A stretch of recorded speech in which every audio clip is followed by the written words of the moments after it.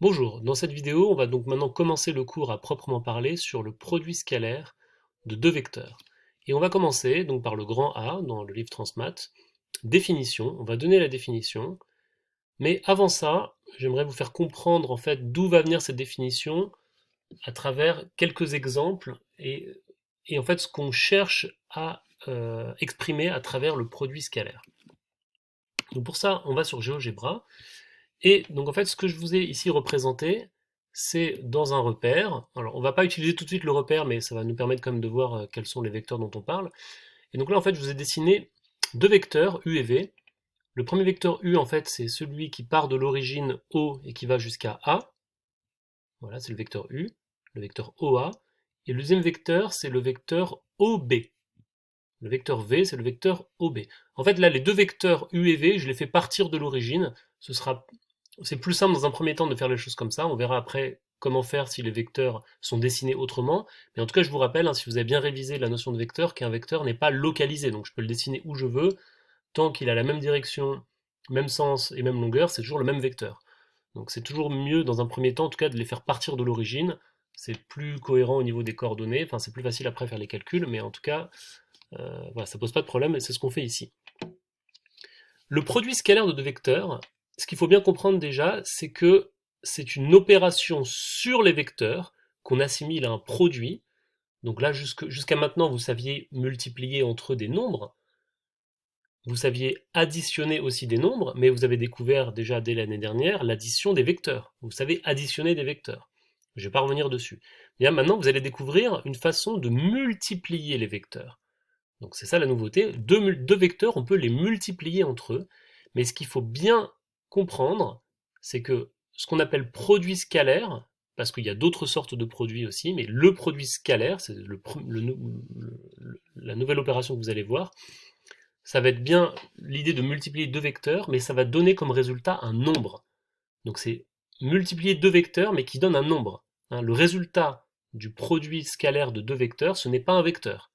Alors que quand on additionnait deux vecteurs, ça donnait un vecteur. Mais là, si vous multipliez deux vecteurs, en utilisant ce qu'on appelle le produit scalaire, ça donne un scalaire. Un scalaire, c'est un nombre.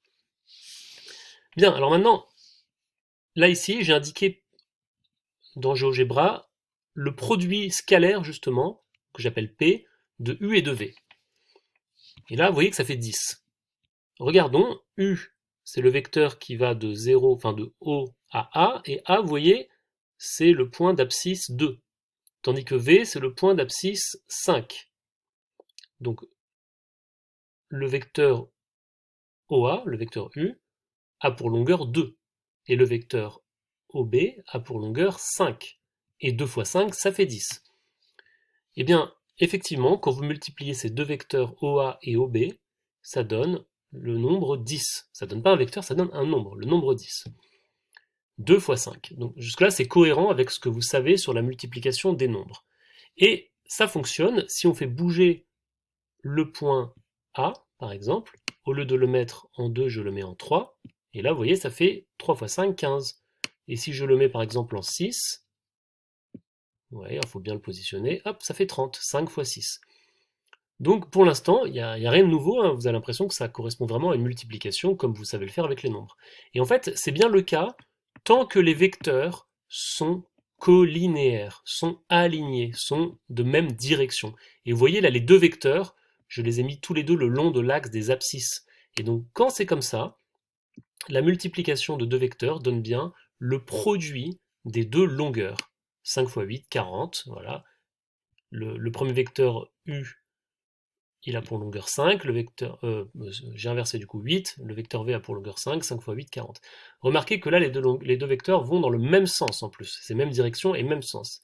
Qu'est-ce qui se passe maintenant si le vecteur U, je le fais descendre, descendre, descendre jusqu'à ce qu'il vaille 0, le vecteur nul? Eh bien, ça fait le produit nul, le vecteur nul. Mais le vecteur, je pourrais aller le faire aller dans l'autre sens. Le point A ici, alors attendez, voilà.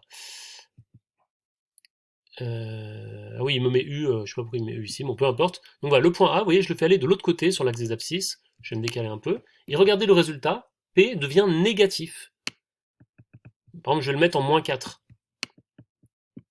Moins 4.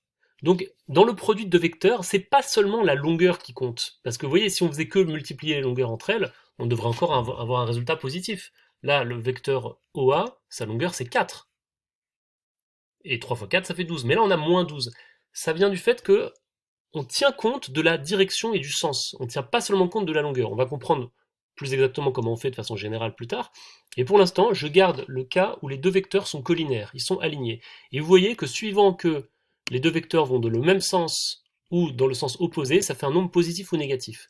Mais en tout cas, la valeur absolue du nombre, c'est toujours le produit des deux longueurs. Là, vous voyez, je le remets bien en moins 4, on a bien la valeur absolue du produit, c'est bien 12, 3 fois 4, mais il y a un signe moins qui apparaît, ce qui vient du fait que les vecteurs u et v sont de sens contraire. Et d'ailleurs, on se dit, bah tiens, oui, il pointe sur moins 4 fois 3, ça fait bien moins 12. Donc, vous voyez, il y a un rapport avec la règle des signes aussi qui apparaît.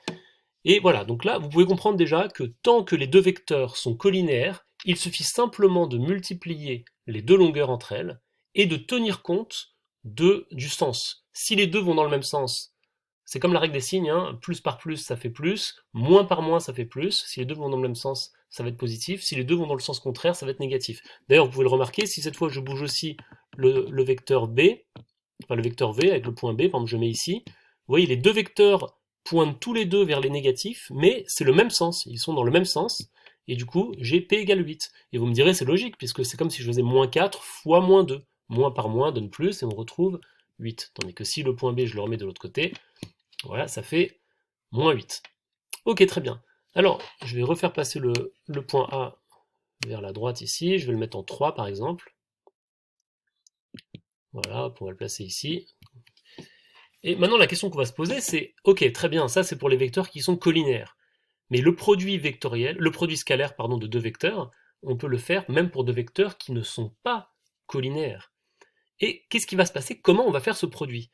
Eh bien, le point B, j'ai fait exprès de ne pas l'attacher seulement uniquement à la droite des abscisses, mais je vais pouvoir le faire bouger de haut en bas. Et vous voyez, il y a encore un sens à donner le produit scalaire des deux vecteurs. Là. Le nombre qui apparaît, c'est le produit scalaire des deux nombres. Alors remarquez un truc, c'est que quand j'étais ici, dans le même sens que le vecteur U, ça fait un nombre positif. Et quand je suis de l'autre côté, ça fait un nombre négatif. Et quand je suis pile entre les deux, bah, bien, ça fait 0, ça fait 0. Qu'est-ce qui se passe si je fais changer de direction? Eh bien, imaginez que je reste à une distance égale de l'origine, par exemple à moins 3. Et je remonte, je remonte, je remonte. Regardez ce qui se passe au niveau du produit. Ça diminue, ça diminue, ça diminue. Et je vais arriver à un moment où ça vaut 0 ici. Ça, c'est intéressant. Là, le produit scalaire des deux vecteurs est nul, alors que les deux vecteurs n'ont pas une longueur nulle. Là, vous voyez, le vecteur V, c'est pas comme si je l'avais mis ici en 0, c'est que je lui donne une longueur positive, mais le produit scalaire vaut 0. Et c'est pile le moment où en fait je suis entre les deux. En fait, vous voyez, on peut voir qu'une certaine façon, quand le vecteur il est par là, quelque part on peut dire que les vecteurs ils pointent dans deux directions, dans deux sens différents. Ils sont pas ils ont pas la même direction, mais on peut dire que en fait c'est lié au fait que là l'angle il est obtus. Et quand j'arrive ici de l'autre côté, là l'angle est plutôt aigu, donc quelque part on peut dire qu'ils pointent dans la même direction, même si c'est pas tout à fait la même direction, mais globalement c'est un peu la même direction. Et c'est quoi la situation intermédiaire où on peut ni dire qu'ils sont dans le sens, dans un sens contraire, ni dire qu'ils sont dans le même sens? Eh bien c'est pile la situation où le vecteur V il est orthogonal, perpendiculaire, hein, disons, au vecteur U. Et dans ce cas-là, le produit scalaire vaut 0. Vous voyez? Donc là je fais bouger le point B. Regardez comment le produit scalaire évolue. Si je me mets ici, vous voyez, ça fait 12, 3 fois 4. Si je me mets de l'autre côté, moins 4, ça fait moins 12. Et entre les deux, si je me mets ici en 4 au niveau des ordonnées, ça fait 0. Donc on voit que le produit scalaire est vraiment pas seulement lié à la longueur des vecteurs, mais c'est aussi lié à l'angle entre les deux, à l'orientation qu'ils ont l'un avec l'autre, et notamment quand tous les deux sont orthogonaux, quand il y a un angle droit entre les deux vecteurs, perpendiculaire on peut dire aussi, le produit scalaire vaut 0. Alors, quelle est la formule générale pour le produit scalaire? Eh bien, en fait, la formule générale, c'est de se ramener au cas où les deux vecteurs sont de même direction, le cas où là on multiplie, vous voyez, 3 fois moins 4, ça fait moins 12. Parce que ce qui va compter, en fait, c'est la composante d'un vecteur sur l'autre en fait. Alors c'est peut-être pas très clair encore ce que je dis, mais vous allez comprendre. Pour comprendre vraiment comment est fait le calcul du produit scalaire, en fait, ce qu'on va faire, c'est qu'on va regarder le projeté orthogonal du point B sur le vecteur OA, sur la droite définie par le vecteur OA, sur la droite pour laquelle le vecteur OA est un vecteur directeur. Donc on fait ça tout de suite. Et voilà, c'est ce que j'ai fait. Donc, vous voyez le point B' que j'ai fait apparaître ici, c'est le projeté orthogonal de B sur la droite des abscisses. Sur la droite, en fait, dirigée par le vecteur U, le vecteur OA. Vous voyez, si je bouge le point B, regardez comment le point B' bouge avec. C'est le point, en fait, qui est sur l'axe des abscisses et qui a la même abscisse que le point B. Et regardez, en fait, le produit scalaire, vous voyez le P, la valeur P qui apparaît, c'est le produit scalaire des vecteurs U et V. En fait, ça va être le même résultat que si le point B était à la place du point B'. Regardez, je vais me placer ici au point 2. Tant que je bouge le point B à la verticale, regardez le produit scalaire, il reste, alors ça, c'est pas très précis parce que j'oscille un peu sur la gauche et la droite, mais le produit scalaire reste égal à 6. Voilà, en fait, ce qui va compter, c'est la composante, c'est la projection sur la droite OA. Vous voyez, c'est toujours 2 fois 3 égale 6. C'est quand je bouge de gauche à droite que ça fait bouger le produit scalaire. Et du coup, on comprend pourquoi ça vaut 0 quand je suis orthogonal, parce qu'en ce cas, le projeté est pile situé sur le point 0. Et quand je passe de l'autre côté, ça devient négatif. Vous voyez, par exemple, regardez, si le projeté est sur le point d'abscisse moins 3, ça fait moins 3 fois 3, ça fait moins 9. S'il est sur moins 4, ça fait moins 12. Peu importe la hauteur du point B. Regardez, je mets l'autre côté ici, ça fera toujours moins 12. Voilà, donc le produit scalaire de deux vecteurs, donc là le vecteur OA et le vecteur OB, eh bien, d'une certaine façon, c'est une multiplication de deux nombres, mais pas simplement les longueurs des deux vecteurs. En fait, on multiplie la longueur d'un premier vecteur, ici le vecteur OA, par la longueur du projeté orthogonal du deuxième vecteur sur le premier vecteur. En fait, il faut se ramener au cas où les deux vecteurs sont alignés, ou sont collinaires, et donc en fait, on regarde la composante, la projection orthogonale le long suivant l'axe défini par le deuxième vecteur. Donc là, c'est le premier vecteur, pardon. Là, c'est l'axe des abscisses, mais je mettrai une situation après où ce ne sera pas forcément l'axe des abscisses. Là, on a décidé de mettre le premier vecteur le long de l'axe des abscisses. Là, je vais changer un peu les choses. Par exemple, je vais le mettre ici en 4. Donc le premier vecteur, il est de longueur 4, ok, très bien. Si le deuxième vecteur, il est collinaire au premier, eh bien, on multiplie simplement les longueurs en faisant attention aux signes, suivant que les vecteurs sont dans le même sens ou pas. S'ils sont de sens contraire, ça va être négatif. Vous voyez ici, moins 5 fois 4. Tandis que s'ils sont de même sens, ça va être positif. Ici, 4 fois 6, 24. Et si les vecteurs ne sont pas collinaires, en fait, on se ramène à ce cas en prenant la projection orthogonale. Donc c'est ce que je suis en train de faire ici. Je me répète un peu, mais il faut bien que vous compreniez. Vous voyez, dans cette configuration, les deux vecteurs ont un produit scalaire qui vaut moins 20, moins 5 fois 4. Mais regardez que si le point B, je le change de façon à changer la direction du vecteur V, mais que la projection orthogonale tombe toujours sur moins 5, et bien le produit scalaire reste égal à moins 20. Donc, quelle que soit la position où je mets le point B ici, le long de cet axe, le long de cette droite, le produit scalaire sera toujours égal à moins 20. Ok ? Par contre, si je bouge ici, là, ça change le produit scalaire. Et notamment, si je passe à un moment où c'est perpendiculaire, le produit scalaire vaudra 0, puisque le projeté orthogonal tombera pile sur 0. Ok, alors c'est pas forcément très simple à comprendre tout ça. J'ai essayé d'illustrer ça le mieux possible sur cette vidéo. C'était peut-être un petit peu long. J'espère que vous comprenez un petit peu l'idée. Si c'est pas encore très clair, c'est pas bien grave. En fait, ça va vraiment venir en fait avec les exercices, avec les calculs.